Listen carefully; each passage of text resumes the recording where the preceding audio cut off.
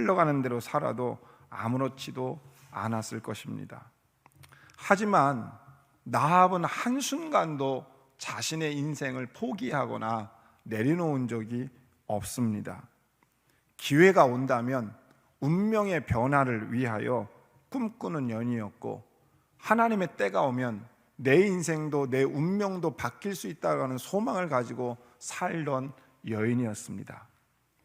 그런 여인에게 어느 날 이스라엘이 출애굽한 이야기와 이스라엘의 하나님 야훼 하나님에 대한 이야기가 들려오면서 때가 왔구나 하는 생각을 갖게 되고, 이스라엘의 하나님이 참 하나님이구나 라는 것을 영적으로 깨닫고 그 앞에 무릎 꿇고 회개하는 삶을 살게 되었다는 것입니다. 그래서 그는 하나님이 나의 운명을 바꿀 수 있고 내 인생이 바뀔 수 있는 기회가 왔다는 사실을 알고, 정탐꾼이 왔을 때 정탐꾼을 숨겨주고 거짓말을 하면서도 그들을 보호해 준 겁니다. 그리고 나서 수색하는 사람들이 다 돌아갔을 때 정탐꾼들 앞에 이제 라합이 신앙적 고백을 합니다. 11절 말씀입니다. 시작.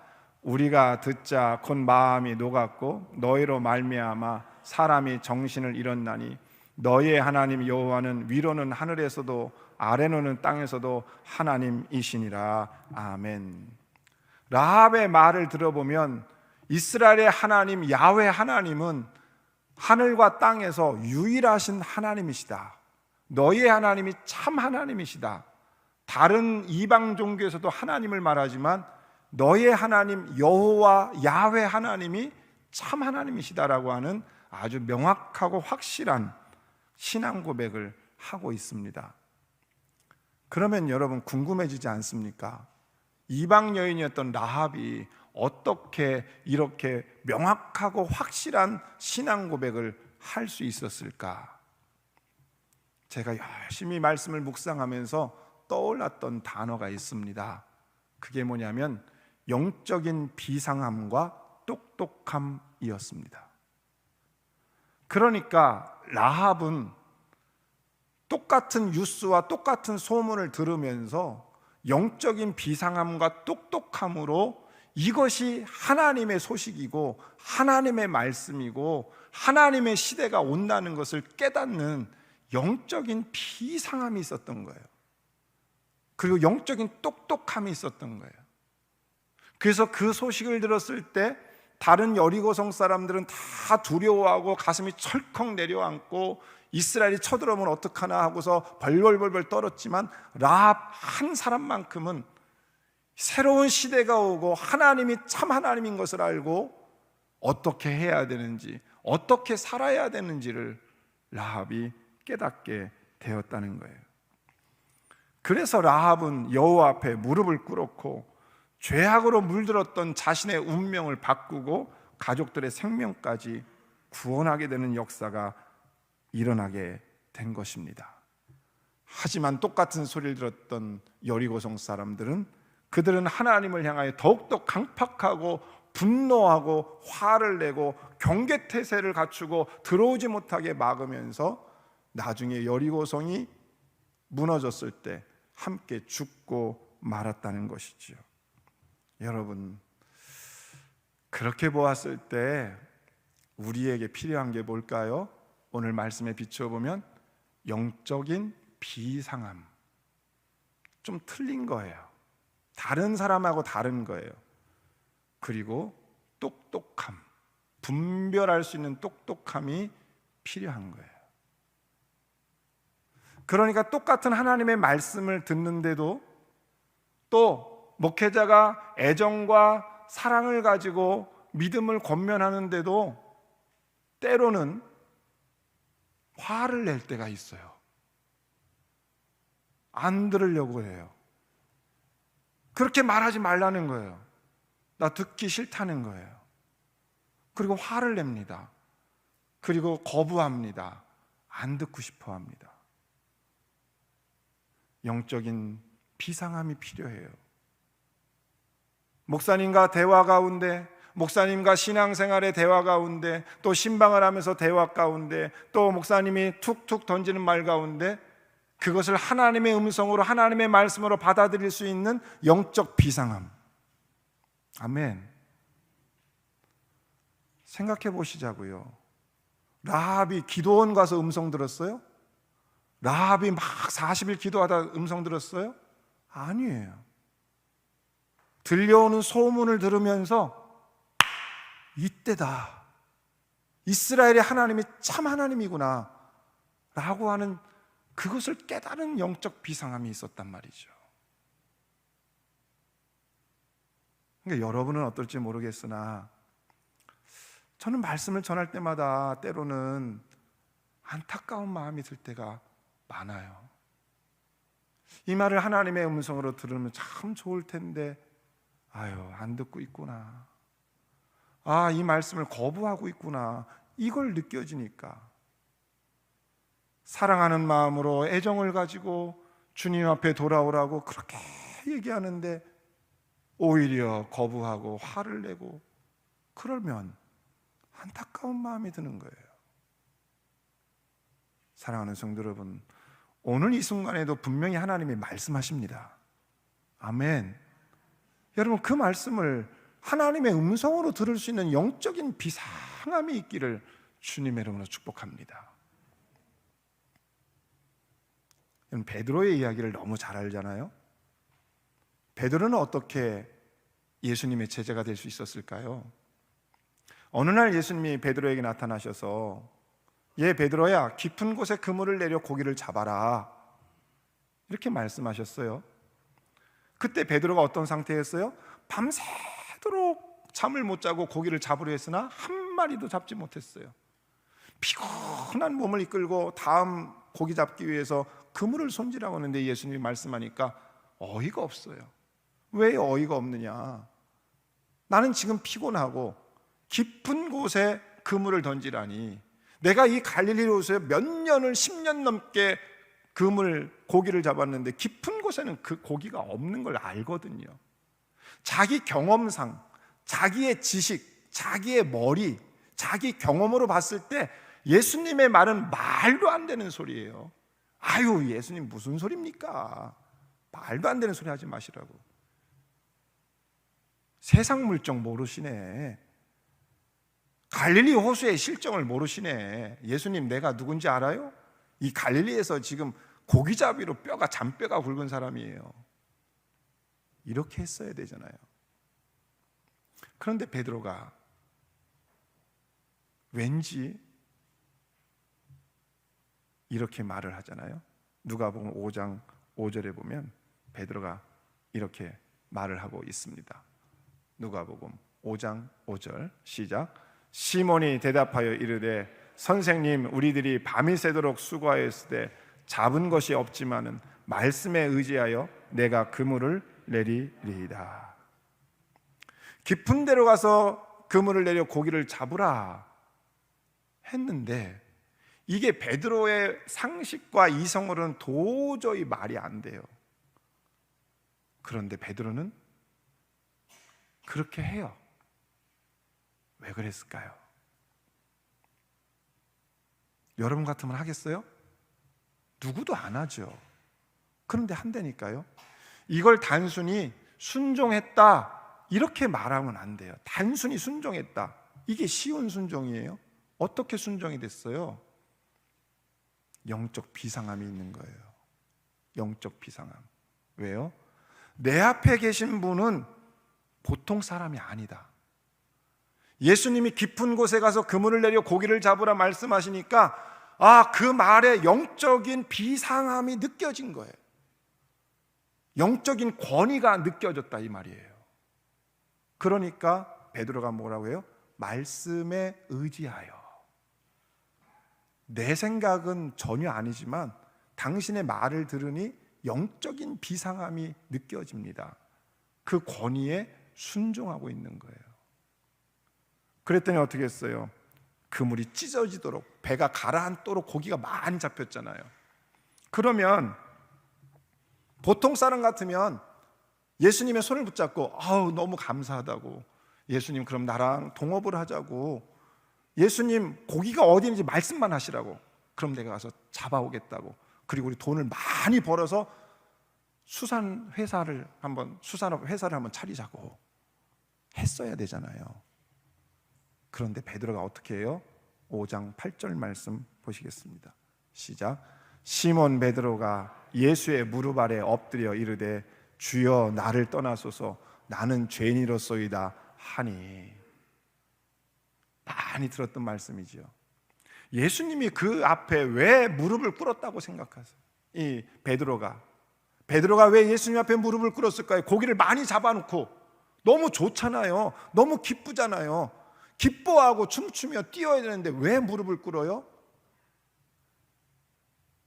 고기가 많이 잡힌 걸 보니까 저분이 보통 사람이 아니에요. 그분 앞에 신적인 권위를 느끼는 거예요.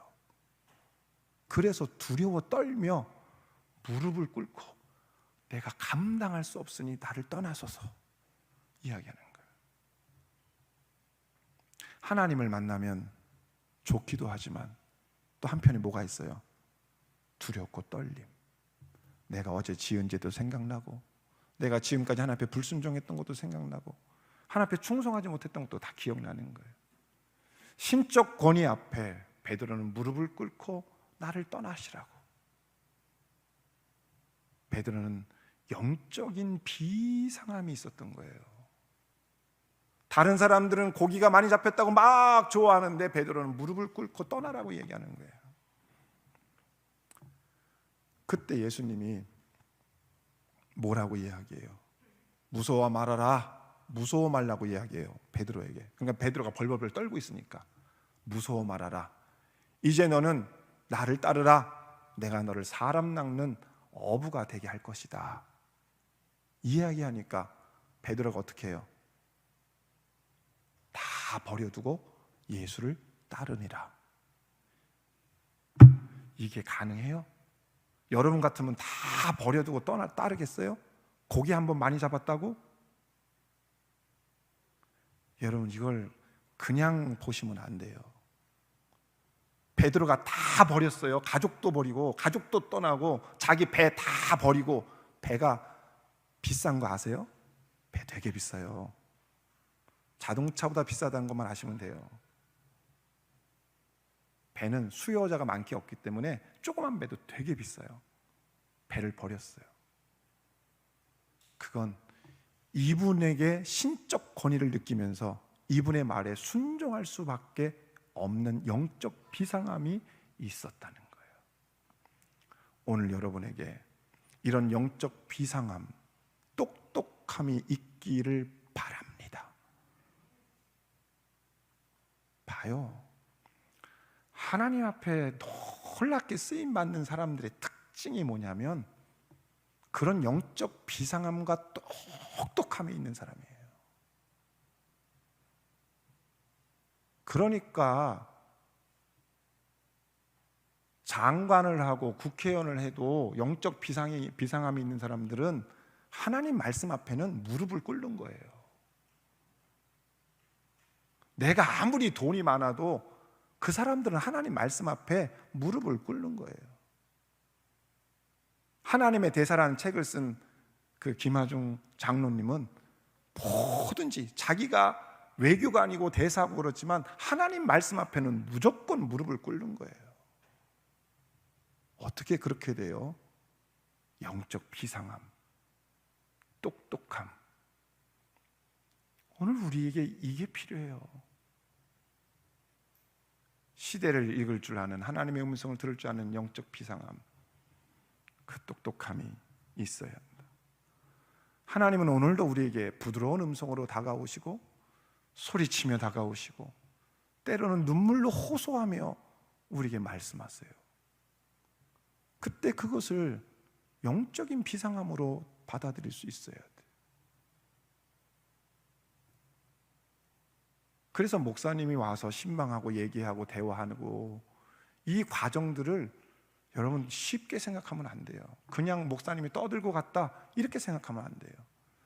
그 말 속에, 그 대화 속에, 그 만남 속에, 그 신방 속에 하나님이 개입하셔서 저에게 생각지도 않은 말을 하게 하는 거고, 제가 생각했던 하나님 주신 마음대로 말을 하면 그 사람의 마음을 만지고, 그러니까 신방을 끝나고 나면 막 눈물도 흘리고, 어떤 분들은 내가 정말 고민하던 문제를 오늘 목사님이 말씀하셨다고, 어떻게 알고 이렇게 말씀하셨냐고, 그 얘기를 많은 가정에서 하는 거예요.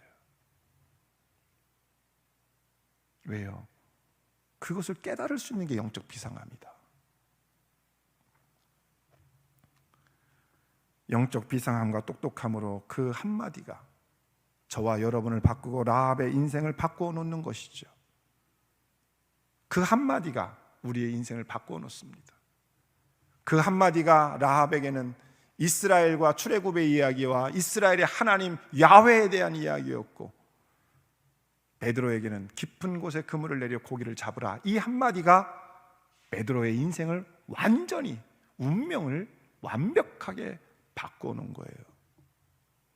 오늘도 하나님이 말씀하시는데 그 한마디를 제대로 듣는 사람은 인생이 바뀌고 운명이 바뀌고 하나님이 그를 통하여 역사하십니다. 그러나 수백 수천 번 하나님의 말씀을 들어도 영적 비상함이 없이 그냥 사람의 말로만 들으면 내 인생에 아무런 변화가 일어나지 않고, 그런 사람들이 꼭 그런 얘기하죠. 믿어도 소용이 없더라고요. 그런 사람들이 꼭 그런 얘기해요. 오늘 여러분에게 내 인생을 바꿀 만한 하나님의 메시지, 내 인생을 바꾸는 하나님의 그 한마디가 여러분의 심령에 새겨지고 들려지기를 주님의 이름으로 축복합니다.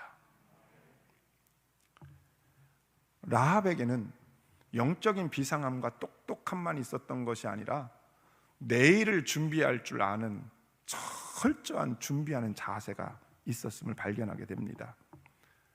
라합은 정탐꾼들을 불러놓고 내 가족과 내 아버지 집에 속한 모든 사람들을 보호해달라고 아주 당당하게 요청을 하고 있습니다. 오늘 본문 12절 13절 말씀입니다. 시작. 그러므로 이제 청하노니 내가 너희를 선대하였은즉 너희도 내 아버지의 집을 선대하도록 여호와로 내게 맹세하고 내게 증표를 내라. 그리고 나의 부모와 나의 남녀 형제와 그들에게 속한 모든 사람을 살려주어 우리 목숨을 죽음에서 건져내라. 아멘. 오늘 이 본문에서 먼저 중요한 것은 선대하다, 이런 뜻인데요, 히브리어에 헤세드라고 하는 아주 유명한 단어를 쓰고 있습니다. 헤세드를 우리나라 말로 번역을 하면 인애라는 말로 참어린 사랑해, 인애. 즉 무슨 얘기예요? 끝까지 사랑한다, 책임지고 사랑한다, 대가를 지불하고서라도 사랑한다, 이 뜻이에요. 그러니까 라합이 뭐라고 얘기해요? 내가 목숨을 걸고 너희를 선대하였은즉, 너희를 끝까지 지켰은즉, 너희도 나중에 이 땅을 정복하고 나서 우리의 가족들을 선대하라. 너희도 끝까지 목숨을 걸고 우리를 지켜달라. 이렇게 이야기하고 있는 거예요. 하나님의 헤세드의 사랑을 받은 라합이 그 헤세드의 사랑을 실천했고 그 헤세드의 사랑을 요구하고 있는 것이다. 우리 그리스도인들이야말로 하나님의 한없는 사랑, 책임지는 사랑, 희생의 사랑을 다 받은 존재인 줄로 믿으시기를 바랍니다. 그러면 여러분은 어떤 사람이에요? 여러분도 역시 한없는 사랑, 책임지는 사랑을 세상에 실천하라고 우리에게 그 헤세드의 사랑을 보여주신 것이다. 오늘 여러분이 그러한 사람들 되기를 주님의 축복합니다. 라합을 포함한 여리고성 사람들이 이스라엘과 이스라엘의 하나님 이야기를 들으면서 다 마음이 철컥 내려앉았습니다. 다 끝났고 다 죽었다고 생각했습니다.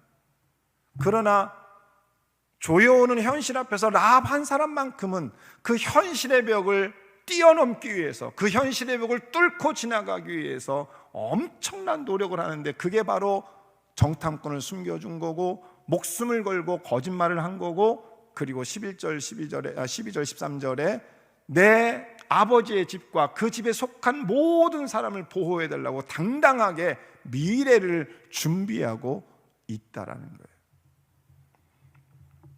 그래서 그 준비한 게 어떻게 돼요? 여호수아 6장 22절로 27절에 가면 라합이 요구한 대로 그것이 현실로 이루어지잖아요. 여리고성이 다 무너지고 여리고성 사람 다 죽었을 때 이스라엘이 여리고성에 들어가서 라합의 집만큼은 건드리지 않고 그 집에 모여있는 사람들을 다 보호해주는, 여러분 얼마나 놀라워요. 라합 한 사람이 영적 민감함과 똑똑함으로 하나님의 말씀을 제대로 들으니까 가정이 살고 집이 살고 가문이 살고 그 집에 속한 모든 종들까지 사는 역사가 일어났다는 사실. 아멘. 우리는 하다못해 하나님, 내가 라합이 되게 해달라고 기도해야 돼요.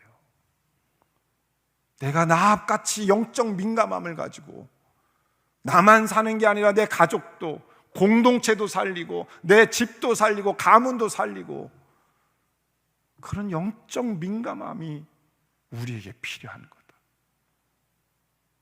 하나님의 말씀은 그저 내 마음을 편안하게 하려고 듣는 게 아니에요. 하나님의 말씀을 들으니까 아유 기분이 좋네, 이렇게 들으려고 하는 게 아니에요. 오늘날 내가 라합이 되어서 내가 목숨 걸고 사랑을 실천하고 내가 목숨 걸고 하나님의 사명을 실천하고 내가 죽을 것 같지만 하나님의 말씀에 순종하여, 하나님, 내가 이렇게 하나님 앞에 충성하였으니 하나님도 우리 가문에, 내 인생에 헤세드의 사랑을 실천해 주셔서 빛나게 하시고 영광 돌리게 하시고 우리 가문이 살게 하여 주옵소서. 기도는 그렇게 나와야 돼요. 나는 한 것도 아무것도 없는데 해주십시오, 이게 아니에요. 라합은 목숨 걸고 하나님의 사랑을 실천했기 때문에 내가 한 것처럼 나도 해달라고 이야기하는 거예요. 라합은 끊임없이 현실의 벽을 뚫고 지나가 새로운 세상을 경험하는 사람이었지요.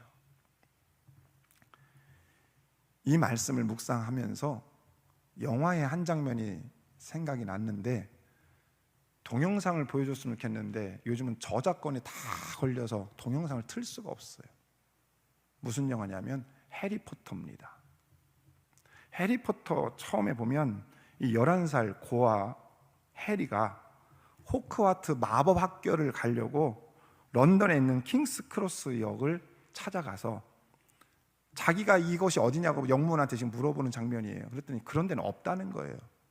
그래서 가보니까 여러분, 다른 사람들이 벽을 뚫고 들어가는 장면이 보여요. 그래서 이 해리도 그 사람들을 따라서 그 벽 앞에 서서 발을 내디지자마자 그 벽이 아니라 문이 활짝 열리면서 새로운 세상이 열리는데, 마법 학교로 가는 특급 열차를 기다리는 아이들이 승강장에 왁자지껄 떠드는 장면이 나와요. 그리고 이 해리가 아주 기뻐하는 장면이 영상에 나옵니다. 나중에 한번 여러분 컴퓨터로 찾아보세요. 오늘 말씀을 기억하며 보세요. 어떤 인스피레이션, 영감이 있냐면, 그렇구나, 우리의 현실이 벽처럼 도저히 뚫고 지나갈 수 없을 것 같고 도저히 넘을 수 없는 현실의 벽이 내게 다가오더라도 내가 믿음을 가지고 그 벽을 향하여 전진할 때 그 벽은 새로운 세상으로 열어가는 문이 될 수 있다는 사실을 깨닫게 되는 거예요. 해리포터의 저자 조앤 롤링도 사실은 이 새로운 문을 연 여인이었잖아요. 남편과 헤어진 이후에, 이혼한 이후에 딸 하나 데리고 아주 지독한 경제적인 궁핍 속에 살아가면서 자살을 생각하기도 했었는데, 어느 날 아주 추운 겨울날 내가 할 수 있는 게 뭘까? 이 막막한 현실에서 할 수 있는 게 뭘까? 생각했을 때 학교 다닐 때 조금씩 그 판타지 이야기를 썼던 것이 기억이 나서 그것을 가지고 와서 새롭게 쓰기 시작한 게 해리포터예요. 다 쓰고 나서 출판사를 찾아가는데 누가 내줍니까? 이런 얘기는 누가 듣지도 않는다고 내주지도 않아요. 그런데 어느 작은 출판사에서 내주겠다고 해서 냈는데 그게 전 세계를 강타한 해리포터 시리즈가 거기서 나오는 거예요. 세계적인 유명 인사가 됐잖아요. 하버드 대학 졸업생들을 앞에 두고 축하 연설을 했습니다. 조앤 롤링이 아주 긴 그 졸업 연설 중에 이런 대목이 있어서 여러분과 함께 공유해 볼까 합니다. 한번 읽어 보겠습니다. 시작. 살다 보면 누구나 실패하기 마련입니다. 극도로 몸을 사리고 조심하면 실패를 면할지도 모르지만 그렇게 사는 것은 삶이 아닙니다. 실패가 두려워 아무 시도도 하지 않는다면 실패한 것이 없어도 삶 자체가 실패입니다. 우리도 살다 보면 엄청난 인생의 벽을 만나게 되지요. 지금까지 그 벽 앞에서 얼마나 좌절하고 넘어지고 쓰러지고 뒤돌아가고 포기했습니까? 하지만 해리포터 속 영화 속의 그 해리처럼, 성경 속의 오늘 라합처럼 우리가 깨닫는 게 뭐냐면 벽이 문이 될 수 있다는 사실을 깨닫는 거죠. 오늘도 여러분이 도저히 감당할 수 없는 벽이 다가오고 있을 수 있습니다. 불가능한 것 같은 현실의 벽 앞에서 좌절하고 눈물을 흘리고 있을 수 있습니다. 그러나 오늘 성경 말씀을 통하여 우리가 힘을 얻는 것은 내가 믿음으로 도전해보고 내가 믿음으로 하나님 앞에 간구해보고 내가 온 힘을 다하여 희생하고 헌신하여 하나님의 일을 이룬다면 하나님이 이 벽도 새로운 세상으로 나가게 하는 벽이 될 것이고 이 벽도 새로운 세상으로 들어가는 문이 될 수 있다는 사실을 아는 것이 그리스도인의 지식인 것을, 지혜인 것을 깨닫기를 바랍니다. 인생에 있어서 가장 큰 벽이 뭘까요? 인생에 있어서 죽음 아닐까요? 죽음. 다가오는 죽음을 누가 피합니까? 그런데 그리스도인들은 그 죽음 앞에 여러분 두려워합니까? 아니면 기뻐합니까? 기뻐하는 거잖아요. 왜요? 그 죽음이 벽이 아니라 천국으로 들어가는 문이기 때문에. 아멘. 우리는 그걸 믿는 거잖아요. 그래서 죽음 앞에서도 두려워하지 않잖아요. 세상의 사람들은 죽음을 맞이하기를 힘들어하고 죽음 앞에 벌벌 떨고 두려워하고 나 죽으면 안 된다고 하지만 우리는 마지막에 오면 그것을 받아들이고 하나님께 갑니다. 문을 열어 주옵소서.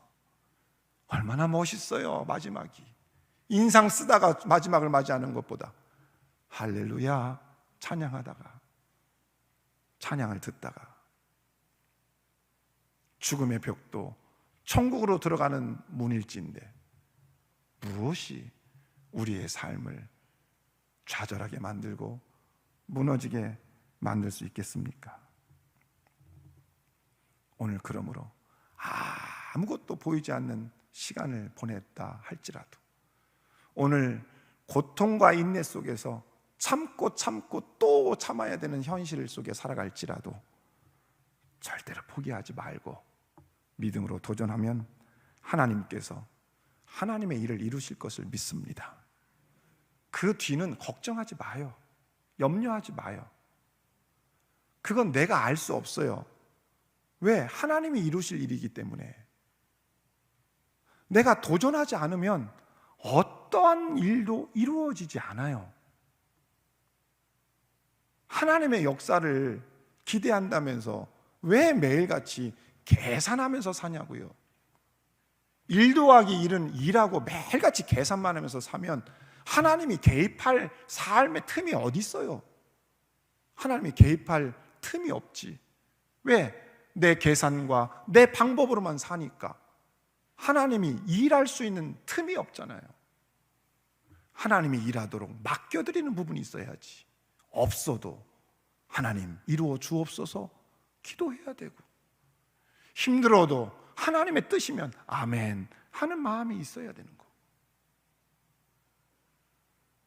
제가 증거할까요? 성경으로 증거합니다. 여러분, 여호수아가 하나님이 주신 땅이니까 주시겠지 하고서 아니란 마음으로 가만히 있었다면, 여호수아가 두렵고 떨리는 마음으로 어떻게 여리고성을 무너뜨리지? 두려워, 못해 하고 두려워 떨고만 있었다면 어떻게 됐을까요? 여리고성은 다 무너지고 라합도 죽었다. 근데 놀라운 거 하나를 발견하죠. 뭐예요? 라합이 믿음으로 정탐꾼을 보냈어요. 그랬더니 그 멸망받을 성에서 누구를 만나요? 라합. 준비된 영혼, 하나님을 믿게 된 영혼, 소문과 뉴스를 들으며 하나님을 믿겠다고 결정한 영혼 라합을 만나잖아요. 그래서 그 사람이 살고, 그 가정이 살고, 그 가문이 살고, 그 집에 속한 모든 사람이 살고, 라합은 메시아의 족보에 들어가는 위대한 여성이 되잖아요. 아멘. 여호수아가 라합을 만날 줄 알았을까요? 아니에요. 어떤 일이 일어날지 아무도 몰랐어요. 그런데 믿음으로 해보니까, 믿음으로 도전해보니까 하나님이 그곳에 역사를 준비하고 계셨다. 준비된 영혼, 일하시는 하나님을 만나게 되지요. 우리의 인생도 신앙과 마찬가지입니다. 사람들은 가능한 일을 불가능해 생각하면 아무것도 못합니다. 가능한 일조차도. 그런데 불가능한 일을 가능하다고 생각하면 가능의 문이 열리기 시작합니다. 하나님을 믿는 건 그런 재미로 믿는 거 아니겠습니까? 하나님이 하셨다고. 불가능한 일인데 내가 믿음으로 도전했더니 하나님이 하셨다고. 2021년 지금 한국 교회와 전 세계 교회의 현실은 어렵습니다. 복음을 전하는 것도 어렵고, 예수 믿으라고 말하기도 어렵고, 때로는 교회를 나오라고 말하는 것조차 어렵습니다. 이게 사회적 분위기입니다. 그러나 그렇다고 해서 아무것도 못해라고 해서 하지 않으면 하나님은 예비된 영혼들을 놓쳐요. 준비된 영혼을 놓쳐요. 부흥회를 금요일마다 4일 합니다. 어떤 사람은 그냥 평범한 부흥회일 수 있어도 하나님은 그 부흥회를 통하여 준비된 영혼들이 돌아오게 할 것이고, 하나님은 그 부흥회를 통하여 어떤 한 영혼이 성령을 경험하게 할 것이고, 하나님을 체험하게 할 것이고, 나한테는 평범한 부흥회였어도 누군가는 인생이 변화되는 부흥회가 될 수 있다는 사실. 여리고성에 라합 한 사람이 변했잖아요. 그래서 교회도 끊임없이 도전하는 일을 해야 돼요. 그래서 리더들 모아놓고 10월, 11월 달 반드시 셀 리더들에게 전도 축제 하라고 그랬어요. 왜요? 예비된 영혼이 있다니까요. 준비된 영혼이 있다니까요. 코로나 시절이지만 지난 상반기에 새 신자가 7명이 등록해서 지금 교회 안에서 열심히 신앙생활하고 있다는 거 아십니까? 그분들이 언제 온지 알아요? 시기적으로 전도 축제 할 때.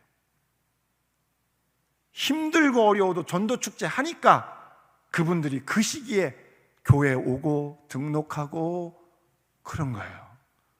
얼마나 감사해요. 끊임없이 두드리고 끊임없이 벽을 두드리니까 거기에 문이 생겨요. 그 문으로 들어가니까 전혀 새로운 세상이 열리는 거예요. 오늘 우리가 라합의 믿음을 본받아 영적인 비상함과 똑똑함이 있기를 주님으로 축복을 드려요. 정말 여러분, 정말 여러분 제 마음을 다해서 간곡히 부탁을 드리는 거예요. 하나님의 말씀을 하나님의 말씀으로 받으세요. 목사님이 별것 같아 보이지 않아도, 그래도 여러분이 지켜야 될 것은 하나님이 세우신 사람이 말씀할 때 그것은 하나님의 음성이다라고 하는 기본적인 신앙을 가지고 있어야 돼요. 그리고 그것을 하나님의 말씀으로 잘 받아들여야, 그래야 여러분의 삶의 역사가 일어나요. 그리고 여러분의 삶은 운명이 바뀌고 인생이 바뀌며, 여러분의 자손들에게 내가 이때 하나님을 잘 믿어, 내가 이때 하나님의 말씀을 듣고 이때 하나님을 인격적으로 만나 내 인생이 변화했고 내 운명이 변화됐단다. 얘들아, 너희도 하나님의 사람이 되어라 말할 수 있는 거예요.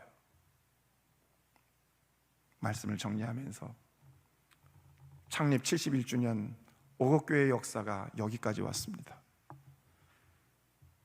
여기까지 오는 데는 여러분의 신앙의 선배들의 눈물과 헌신이 있었다는 사실을 반드시 기억하셔야 됩니다. 그분들의 헌신, 저 오곡동에서 이곳에 나와서 이곳에서 교회의 틀을 잡기 위해서 그들이 얼마나 헌신했는지, 그들이 얼마나 눈물을 흘렸는지, 그들이 없는 살림에도 헌금을 드리며 얼마나 수고했는지를 인정하셔야 합니다. 그분들의 이야기를 듣다 보면 눈물이 납니다. 실제로 제가 눈물을 많이 흘렸어요. 그분들의 헌신 때문에 우리는 지금 이나마 편안하게 예배 생활하고 있는 거예요. 그 사명이 누구에게 왔어요? 여러분에게 그 사명이 온 거예요. 이제 여러분의 다음 세대를 위하여 눈물을 흘려야 되고 희생하고 헌신해야 돼요. 제 앞에 18분의 목사님들이 계셨습니다. 제 바로 그 직전에 두 분은 목회를 하던 중에 하나님의 부름을 받았습니다. 그분이 얼마나 눈물을 흘렸을까요? 다른 건 몰라도 목사로서 그분들의 눈물을 기억합니다. 이해합니다. 그래서 그분들의 눈물을 생각할 때 저도 눈물이 납니다. 왜 그렇게 교회를 떠나지 못하시고 교회에서 살으셔야 했을까요? 그게 목회자입니다. 내 몸이 죽어가는 줄도 모르고 목회를 하는 게 목회자예요. 여러분들은 왜 쉬시지 않느냐고, 왜 안 쉬냐고 얘기했을지 모르지만 목회자가 교회를 떠난다는 게 쉬운 일이 아니에요. 이제 여러분들이 그 역사를 써가야 돼요.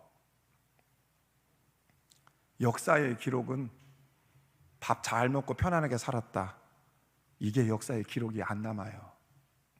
그냥 편안하게 살았대, 역사에 기록할 게 아무것도 없어요. 역사의 기록에 남는 건